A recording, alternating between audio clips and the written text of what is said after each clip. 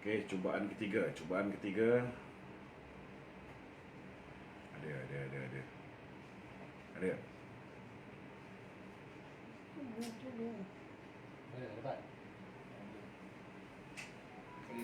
Okey.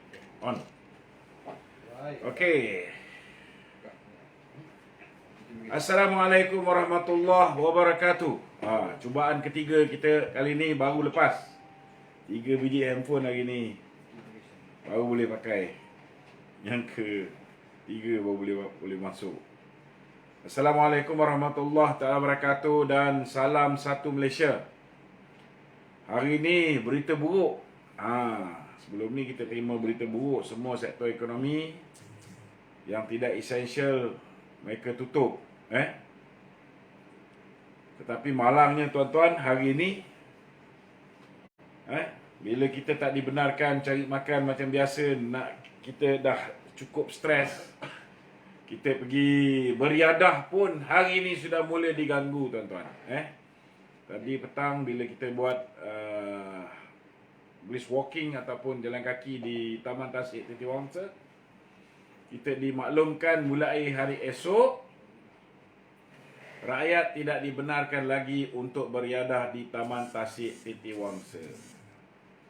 Aduh, makin stres lah. Makin stres. Saya tak faham, kita nak main golf tak boleh, main badminton tak boleh. Habis dah tak boleh ni, berat badan dah naik, kita jadi makin tak sihat. Kalau kena wabak COVID ni makin cepat mampus tuan-tuan. Makin cepat mampus. Itulah agaknya yang mereka mahukan. Saya dulu puji bila Tan Sri Anand Musa fight untuk membolehkan rakyat beriadah di Taman Tasik Titi Wangsa, sedangkan orang lain menasihatkan supaya tidak dibenarkan beriadah. Tetapi alhamdulillah Tan Sri Anand Musa berjaya untuk membenarkan. Cuma hari ini kita tak tahulah macam mana Muhyiddin boleh buat U-turn pula. Hari ini sudah tidak lagi dibenarkan untuk beriadah. Rakyat dah makin hari makin tension, yang memancing tak boleh memancing. Kecuali mereka yang memancing kerana mencari rezeki. Habis sekarang ni bila riadah pun dah tak boleh di Taman Tasik Titi Wangsa ni, anak riadah kat mana? Tadi dia beritahu kena riadah di taman perumahan masing-masing. Dah tentu-tentu kedai kita kat sini, orang-orang yang duduk sekitar Titi Wangsa ni semua pun beriadah dekat Taman Tasik Titi Wangsa. So nak riadah kat mana? Kalau bukan di tempat mereka ni bermustautin.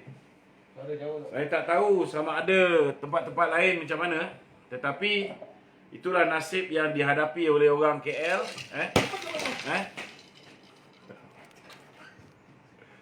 Nasib yang dihadapi oleh orang KL.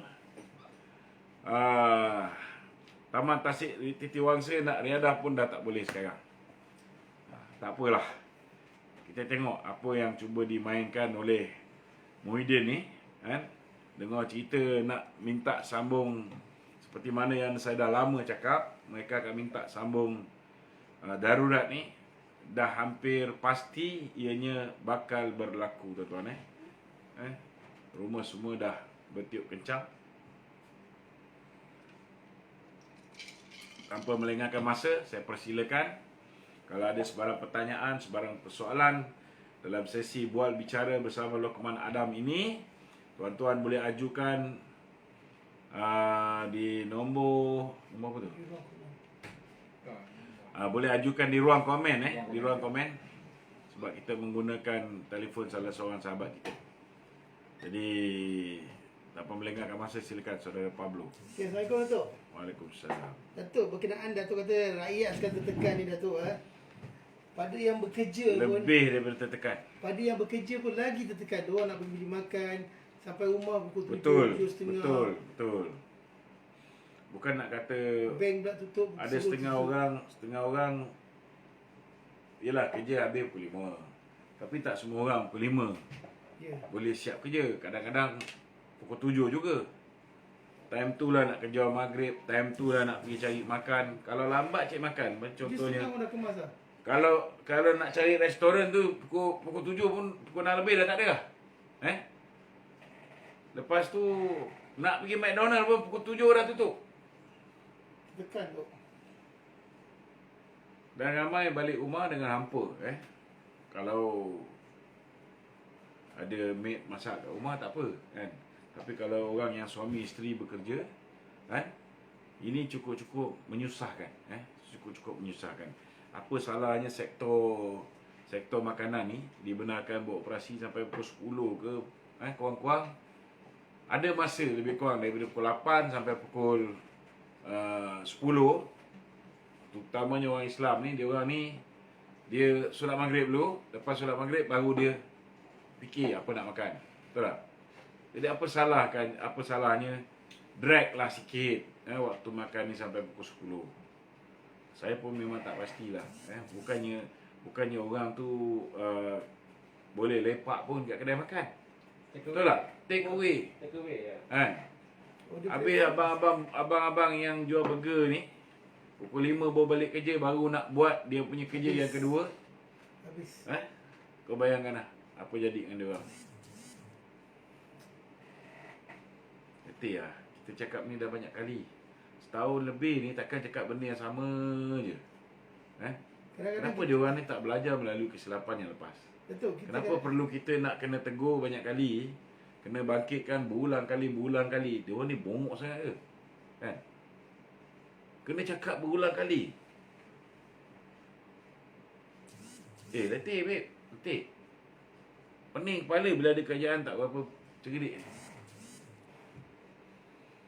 Apa kau cakap? Kita grateful contohnya order last 7.5 Kira ni kita order, barang pun tak sampai gitu. Macam mana expectation kita nak makan, kita dah lapar tu. Rakyat kecewa tu macam ni. Betul. Kata kita order food delivery. Lepas 7.5 kita ada expect dia sampai, tak sampai juga. Orang nak ambil order pun bila dekat pukul 8 pun takut ambil order. Rider pun takut nak pergi hantar. Sebab kalau buat kerja lepas pukul 8 kena. Kan? Cubalah dia orang ni hidup tak menyusahkan orang.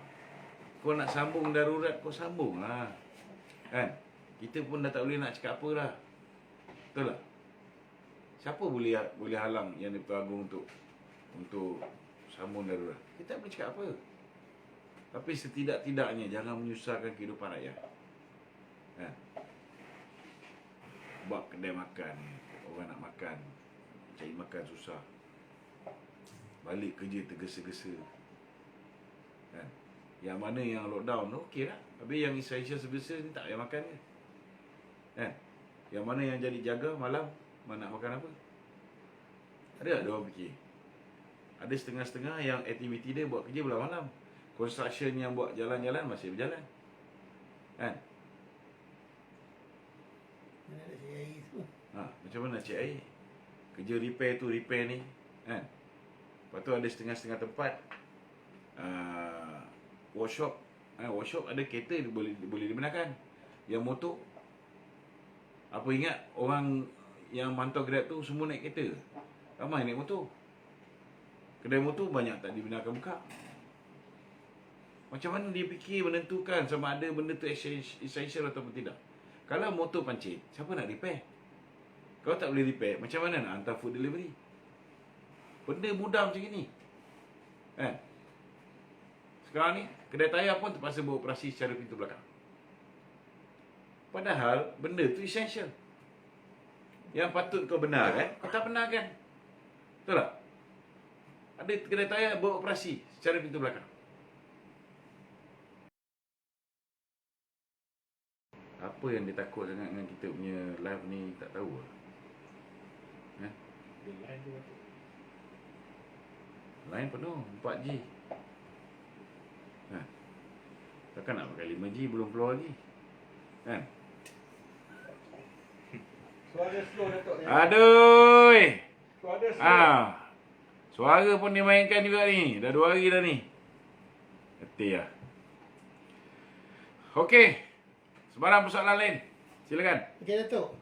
Kerajaan hari ni Menteri Jawatan Perdana Menteri Datuk Tauhidin Hassan dia kata kerajaan bersetuju mengkaji konsep dan mekanisme bagi melaksanakan sidang parlimen secara hybrid yang melibatkan persidangan Beritahu dengan Taqiyuddin ni, dulu bila parlimen dibuka tu, itu tak hybrid ke? Adakah semua ahli parlimen dibenarkan masuk dalam? Tidak. Sebahagian terpaksa monitor daripada apa ni, luar. Sama ada daripada TV yang berada di dalam parlimen ke, ataupun melalui live streaming. Sebahagian saja yang boleh masuk. Itu pun dia pastikan bahawa yang kerajaan mesti lebih daripada pembangkang. Sekarang nak buat benda yang sama lagi. Tak payah cerita hybrid. Kan? Ingat kereta ke nak hybrid ni? Betul tak? Kau mengaku je lah. Kau tak berani nak buka parlimen sebab kau takut kau hilang majoriti tu disahkan dalam parlimen. Itu je. Azmin pun hybrid tu. Azmin pun hybrid juga. Depan boleh, belakang pun boleh. Itu hybrid.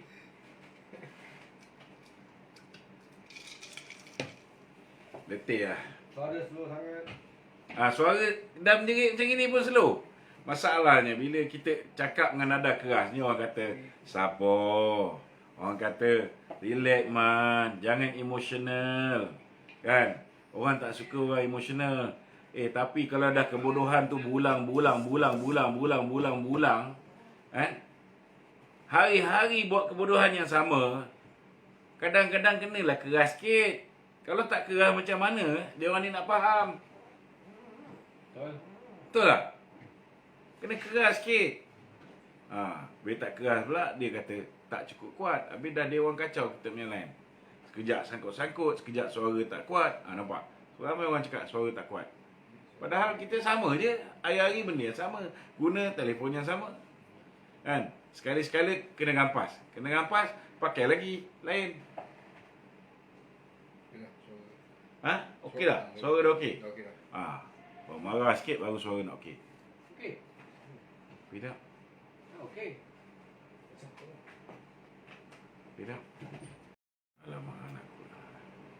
Dah kena kacau lah. Sangkut lagi. Muflis. Betul lah.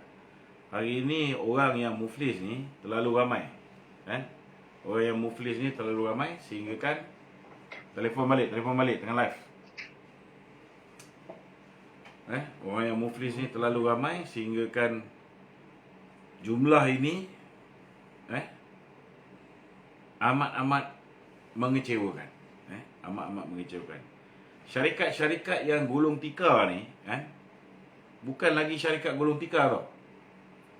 Sebab masa PKP pertama mereka dah gulung tikar. Lepas tu bila buat PKP pemulihan, dia buka balik tikar ni. Ni masalahnya dengan tikar-tikar pun dah tak ada. Modal lepas ni kalau buka balik sektor ekonomi ni, modal untuk mulakan perniagaan baru, untuk start balik semula, tak ada. Semua dah jahanam.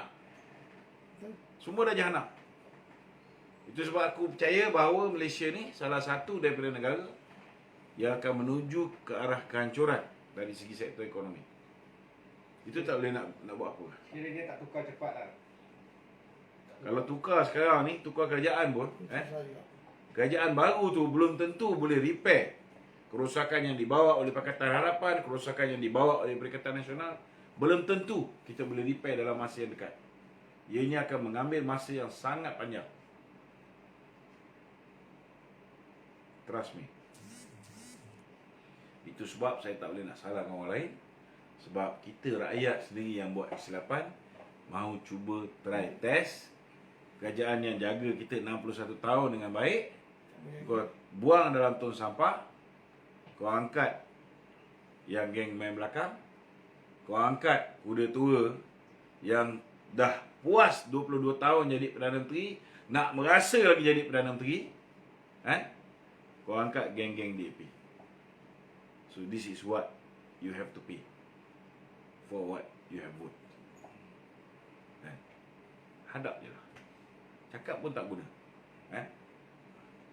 Kita cakap ni bukan nak menghukum, tetapi belajar melalui kesilapan 2018. Jangan ulang pada pilihan raya yang ke-15. jangan sesekali nak cuba try test lagi sekali. Kembalikan kerajaan, beri mandat yang besar kepada Barisan Nasional supaya kita boleh bersihkan semua ni. Kalau mandat tu 50-50, separuh sebelah sini menang, separuh sebelah sana menang, senang cerita lah. Make sure 2/3 majoriti dapat pada BN.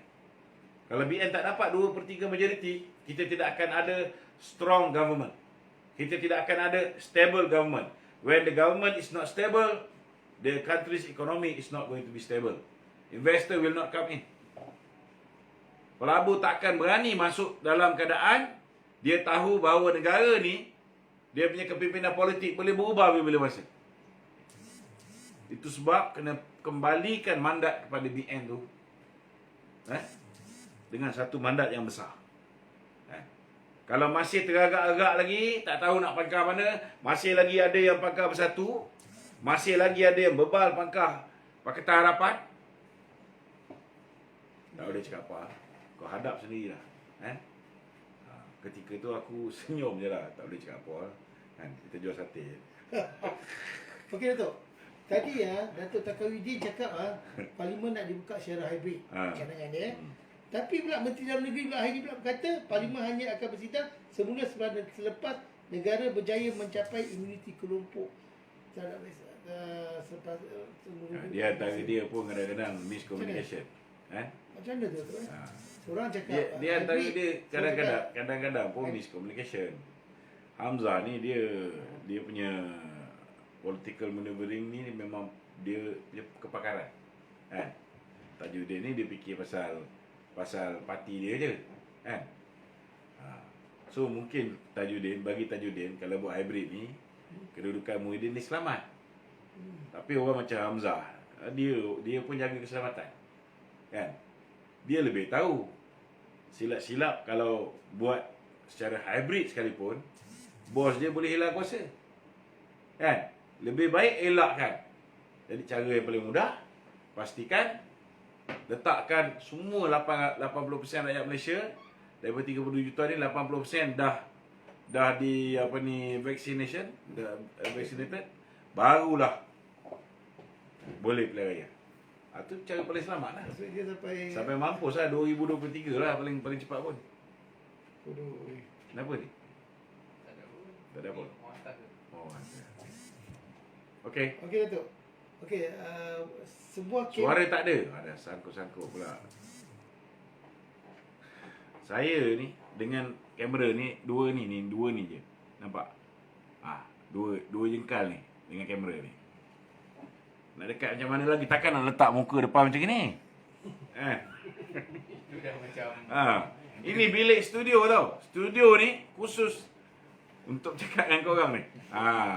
dekat tu macam selalu orang muar je pun. Muar. Muah. Muar. Sorry. Oh, muah. Okey. Silakan. Soalan lain. Datuk, kempen dalam talian yang mendesak Menteri Kanan Datuk Azmin Ali meletak jawatan telah dapat lebih 100,000 dah 24 jam tu. Itu sebabnya saya tak apa setuju buat kempen untuk desak Azmin Ali dan sebagainya ni. Sebabnya orang Malaysia ni malas untuk isi borang petition tu. Sebenarnya yang tak nak Azmin Ali berjuta-juta yang tak nak Azmin Ali ni. Tapi yang sanggup tekun isi borang satu persatu, tu 100,000. Kalau nak ikutkan, it should be more than that. Dah 150 dah sekarang. Patut dah berjuta dah. Kau rasa ada ke orang yang nak tokoh semburit negara jadi Menteri Kanan? Apatah lagi jadi Perdana Menteri. Molek lagi kalau Hamzah Zainuddin dia jadi Perdana Menteri daripada Azmin Ali. Kurang-kurang dia tak ada buat aktiviti-aktiviti luar biasa macam Azmin buat. Betul tak? Betul. Sebab menyentuh Apa lagi? Menyentuh Azmin Ali tadi. Menyentuh Azmin Ali. Aku tak pernah sentuh Azmin Ali ni.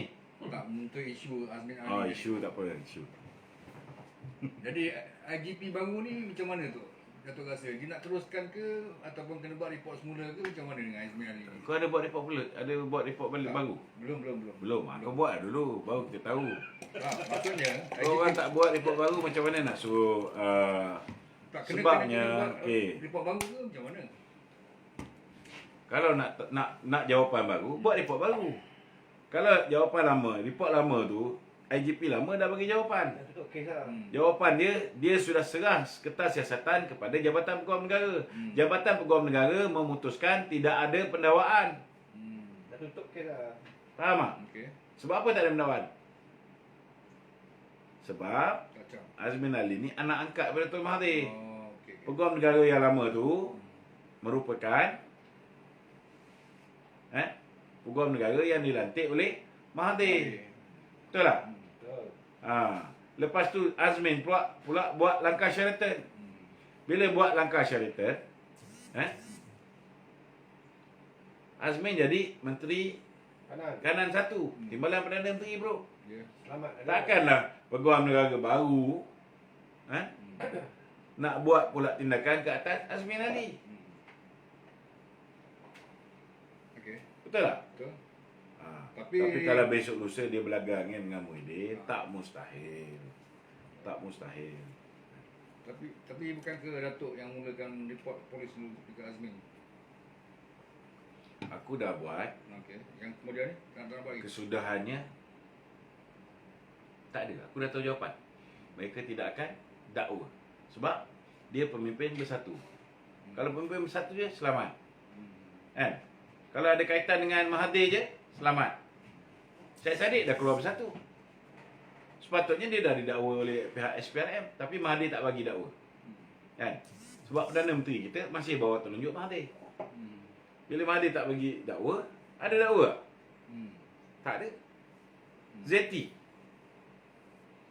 Zeti clear cut case. Laki dia, anak dia terima duit di atas penyalahgunaan kuasa yang dia lakukan. Membantu Jolo bawa duit masuk ke dalam negara. Anak dan suami dia menerima duit dalam sebuah syarikat di Singapura. Ada didakwa? Tak ada. Gila poci. Sebab apa? Sebab dia orang kanan Mahathir.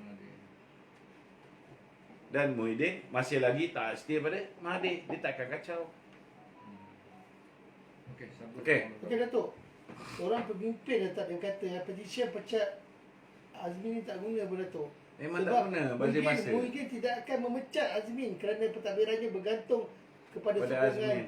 tipis di parlimen. Kau tengok macam Muhyiddin pun. Buat Satu laporan. hari lebih kurang 4 jam je. Yang lain kerja semua Muhyiddin yang buat. Ini apa ni? Azmin yang buat. Kan? Takkanlah Muhyiddin nak buang orang kanan dia. Inilah orang harapan dia. Tak guna membuat petition pun. Jangan bagi masa. Kau nak suruh siapa buang? Siapa ada kuasa buang ni? Muhyiddin Baik? tak ada. Semuanya baik dengan Azmin. Ya. Okey. Betul. Okey Datuk. Okey, Kementerian Wilayah Persekutuan Ya. Datuk Nomor akan mula melakukan ujian saringan besar-besaran untuk mengesan pembawa COVID-19 di kalangan penduduk Kuala Lumpur. Apa tujuan sebenarnya tu? Nak cari Baguslah. Dia menjalankan tugas dan membantu Perdana Menteri. Kalau rancak pergi cari orang yang kena COVID ni, maka akan rancaklah angka COVID tu meningkat. Barulah boleh memastikan bahawa darurat ni dilanjutkan. Faham? kenapa tiba-tiba Yalah ni dah bulan 6, lagi 2 bulan nak kena sambung. Takkan tak boleh buat calculation tu. Kan? Angka ni mesti dilihat. Semakin lama makin banyak. Standard lah tu. Yang penting nanti bila kita berkuasa, kita akan siasat sama ada betul atau tidak. yang positif COVID ini kena demam biasa ke atau dia betul-betul dijangkiti virus COVID. Kan? Ini satu tugas yang mencabar. Kita kena pastikan ada jawatan kuasa bebas, yang ada orang dalam kerajaan, ada orang dalam luar kerajaan, ada orang dalam NGO, ada orang dalam pakar-pakar perubatan ni, dia orang ni yang akan mengenal pasti sama ada angka-angka yang ditunjukkan kepada kita benar ataupun tidak. Nombor 2, kita akan buat RCI. Kita nak tanya, kenapa pihak Kementerian Kesihatan ni, mereka ni pakar dalam bab kesihatan, mereka tahu apa ubat yang boleh menyelesaikan masalah COVID ni. Kenapa mereka banyak menolak kaedah-kaedah alternatif untuk menyelesaikan masalah COVID, tetapi lebih tertumpu menggunakan kaedah yang menggunakan peralatan-peralatan yang dibekalkan oleh pihak-pihak tertentu saja. Yang ini kita akan siasat, InsyaAllah. Okey Datuk. Ada satu soalan daripada netizen kita Ya. Zunus Alahu. Datuk, bolehkah Agong dan Raja-Raja tukar kerajaan kepada kerajaan interim? Boleh. Pertama, cara yang paling bermaruah sekali ialah yang di-Pertuan Agong menukar kerajaan yang hari ini kepada kerajaan interim sebelum mesyuarat Majlis Raja-Raja pada 30 Jun. Maknanya, ianya akan menjadi keputusan Agong menyelamatkan rakyat. Tetapi kalau selepas 30 hari bulan baru keputusan itu dibuat, maka orang akan nampak ianya keputusan Majlis Raja-Raja yang memberikan tekanan kepada Yang di-Pertuan Agong. Ini pandangan saya lah. It's a fair comment. Okey. Ada lagi? Berkenaan dengan kematian angka COVID tu Ya. Setakat ni KKM tak menyatakan bahawa setiap kematian tu berapa jumlah yang varian India, berapa jumlah yang varian dia tak kenal pasti apa punca kematian daripada virus yang mana satu. Itu dia main selamat. Untuk makluman kamu, Malaysia punya kadar kematian ni mengatasi semua dalam dunia tau. Jumlah kematian kita ni 16%. Yang positif COVID-19 ni, kalau tak silap saya lah, lebih kurang 16%. India pun baru berapa persen ni. Selepas kalau tak silap ni pada hari tersebut, hari yang tiba-tiba melonjak menjadi 1,200 orang meninggal tu. Cuba bayangkan, selama hari ni, dah kuat dah ni. Selama hari ni angka kematian akibat daripada COVID, kau lain kali beli telefon baru lah. Telefon kau ni aduh. Tak, Dok. Dia macam ni, Dok. Ramai yang komen daripada Johor, clear tu. Daripada Johor clear. Clear. Ini dia orang buat lah ni. Ini pula baru komen ni. Tak. Clear. Apa dia? Kalau terdengar sini clear. Ni, orang Semakin teruk dia kata. Audio semakin teruk. kalau siapa yang rasa audio teruk tu tukar pergi tengok. YouTube pun dah kena block kan ni. YouTube tadi bila dia on call je tu putus.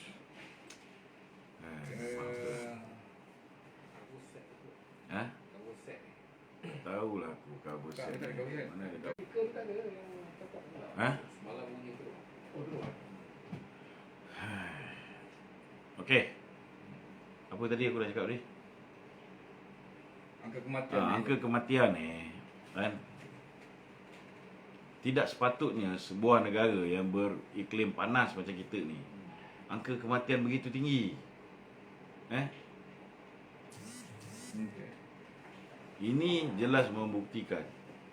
Ini saya komen ni berdasarkan kalau betul lah angka yang dipaparkan oleh Kementerian Kesihatan Malaysia. Kalau angka ni betul-betul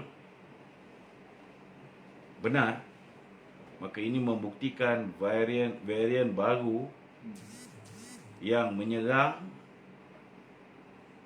dan mutate secara berganda. Dia berkembang secara berganda. Varian baru ni sudah menular dengan dahsyatnya di kalangan masyarakat.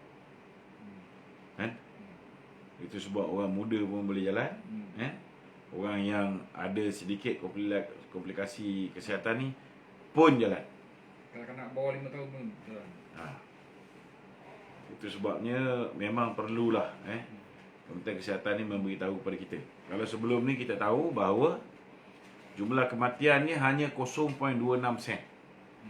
Jumlah kematian di kalangan rakyat Malaysia ni hanya 0.26% berpunca daripada COVID.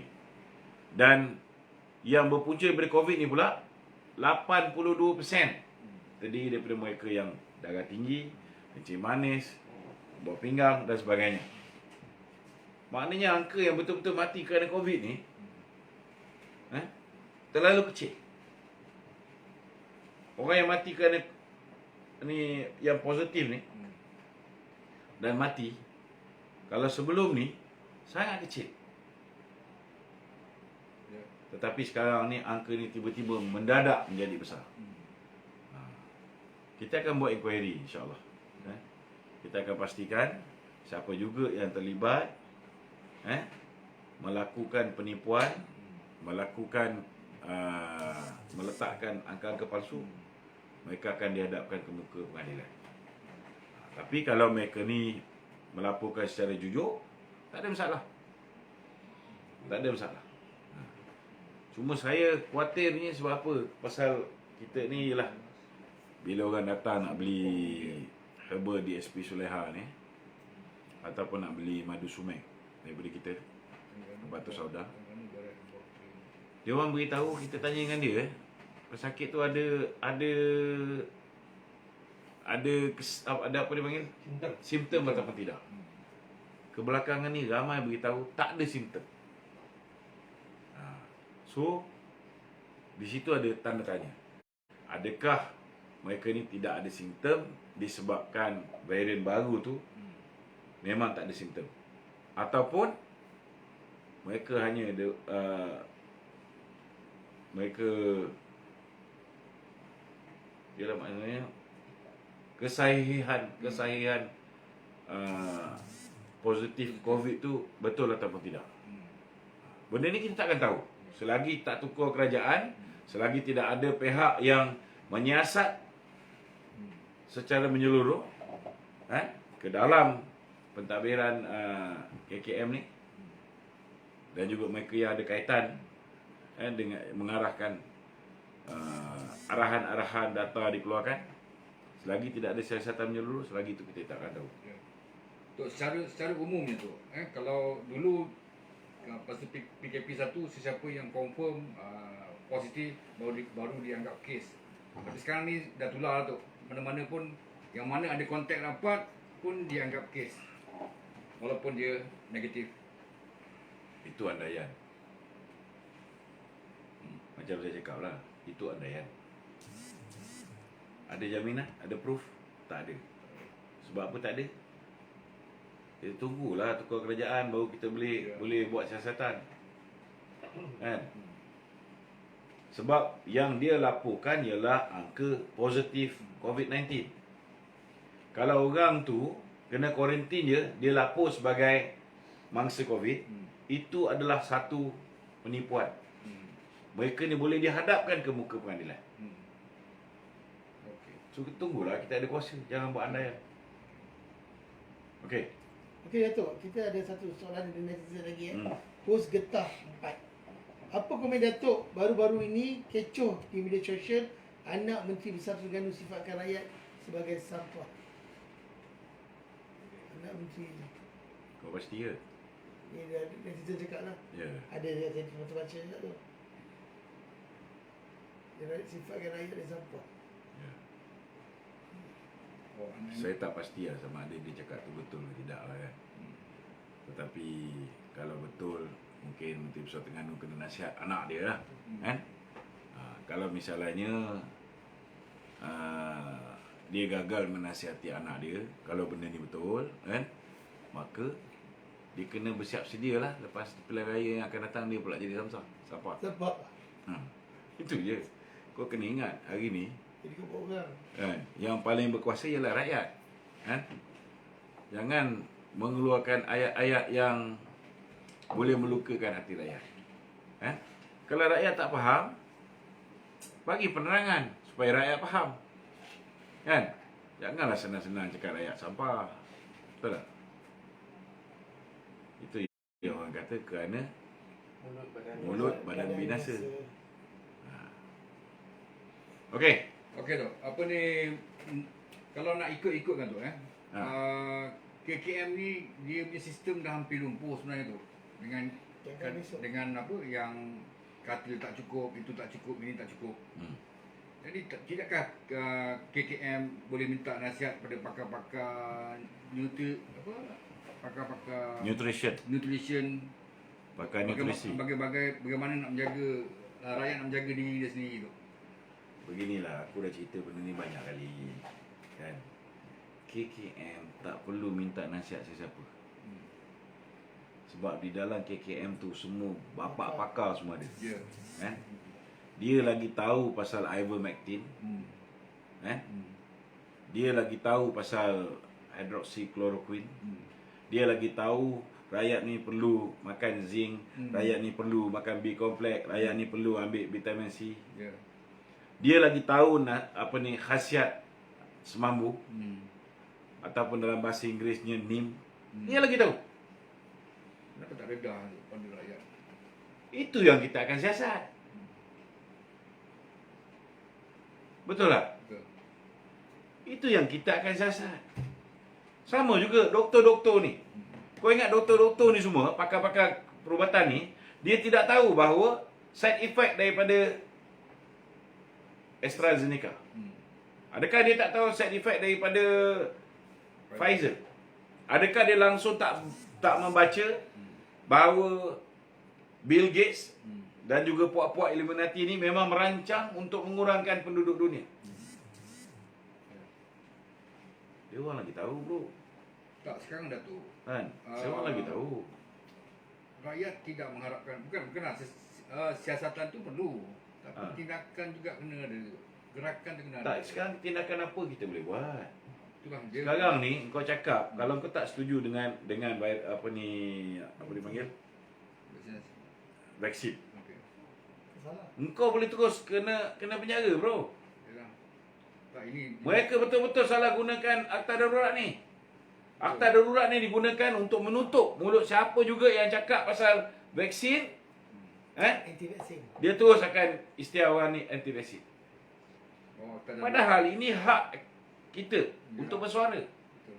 Ini hak pakar-pakar perubatan ni untuk bersuara dan memberikan nasihat kepakaran mereka. Ini juga masanya para academician untuk memberikan pendapat mereka. Tapi hari ini semua mulut dizip dengan ordinan darurat.